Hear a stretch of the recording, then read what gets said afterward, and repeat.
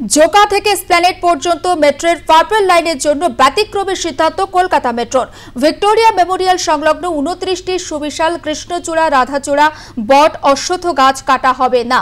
শেকড় সমেত গাছগুলি পুনঃস্থাপন করা হবে বেলেঘাটা বাইপাসের কামারডাঙ্গায়। মেট্রো লাইনে জুড়ছে কলকাতার 4 প্রান্ত। শহরের এক প্রান্ত থেকে অপর প্রান্তে যাতায়াত এখন অনেক সহজ ও আরামদায়ক। অবশেষে বহু টালবাহানার পর প্রস্তাবিত ভিক্টোরিয়া স্টেশনের জন্য ময়দানে ভিক্টোরিয়া মেমোরিয়ালের উল্টো দিকে জায়গা পেয়েছে মেট্রো কর্তৃপক্ষ।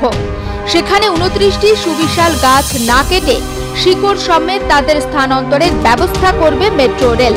কাটা হবে না একটিও গাছ। একেবারে বেনজির ঘটনা কলকাতা মেট্রোর ইতিহাসে।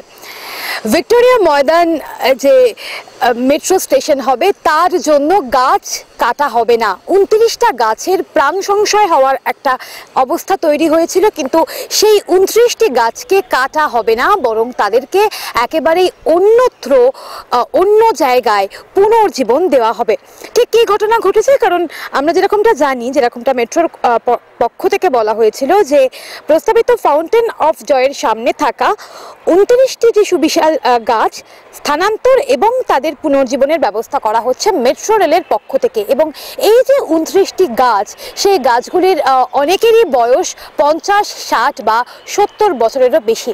তাই এই সমস্ত গাছগুলিকে কেটে ফেলা হবে শুনে পরিবেশবিদদের পক্ষ থেকে একটা আপত্তি এসেছিল। কিন্তু কেন এই গাছগুলোকে কেটে ফেলার একটা পরিস্থিতি তৈরি হয়েছিল? যেরকমটা জানা গিয়েছে যে জোকা থেকে এসপ্ল্যানেড মেট্রো প্রকল্পের জন্য মেট্রো রেলকে অনেক কাঠখড় পোড়াতে হয়েছে এবং তারপর অবশেষে ভিক্টোরিয়া স্টেশনের জন্য ভিক্টোরিয়া মেমোরিয়ালের উল্টো দিকে জায়গা পাওয়া গিয়েছে। আর এখানেই এই স্টেশন তৈরি করতে গিয়ে 29টি গাছকে কেটে ফেলার মতন একটা পরিস্থিতি তৈরি হয়েছিল। পরিবেশবিদদের যথেষ্ট আপত্তি ছিল এই গাছগুলিকে কাটাকে ঘিরেই। অবশেষে অনেক জটিলতা সামলে সমাধান সূত্র খুঁজে বার করেছে মেট্রো। কি সেই সমাধান সূত্র? এই 29টি গাছকে বাঁচিয়ে রাখা হবে, কাটা হবে না। অন্যান্য ক্ষেত্রে মেট্রোর কাজের জন্য গাছ কাটা হয়, এবারে একেবারেই তার ব্যতিক্রম। এবার এই 29টি গাছ মাটির গভীরে গর্ত করে দক্ষ ব্যক্তিদের সহায়তায় ট্রান্সপ্লান্ট করা হবে মেট্রোর পক্ষ থেকে। 29টি গাছের নতুন ঠিকানা হতে চলেছে বেলেঘাটা বাইপাস লাগোয়া কামারডাঙ্গা এলাকায়।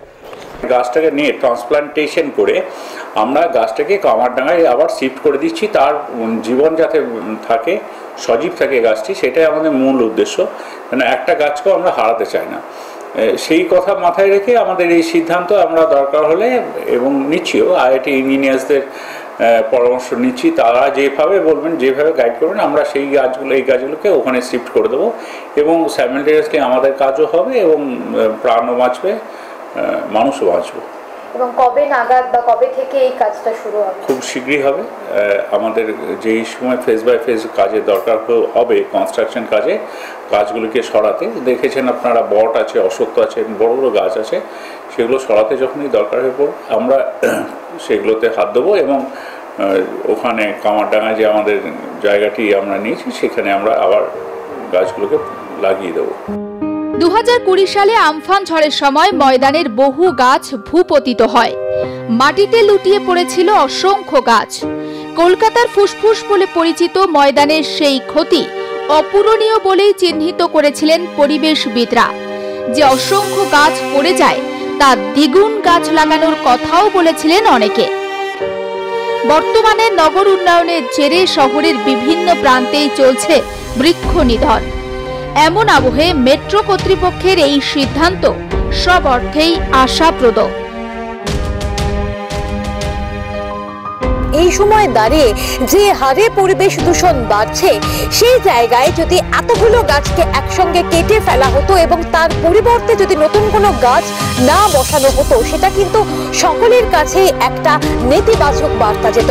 কিন্তু সেই নেতিবাচক বার্তা যাতে না যায় এবং এত বছরের পুরনো গাছগুলিকে যাতে কেটে ফেলতে না হয়, পরিবেশ দূষণ যাতে মেট্রোর জন্য কোনো রকমের বৃদ্ধি না পায়, সেই সমস্ত কথা মাথায় রেখে 29টি গাছের একেবারে নতুন ঠিকানা তৈরি করে দেওয়া হচ্ছে মেট্রোর পক্ষ থেকে। ক্যামেরায় পার্থ চক্রবর্তীর সঙ্গে সায়ন্তিকা বন্দ্যোপাধ্যায়, আর প্লাস নিউজ, কলকাতা।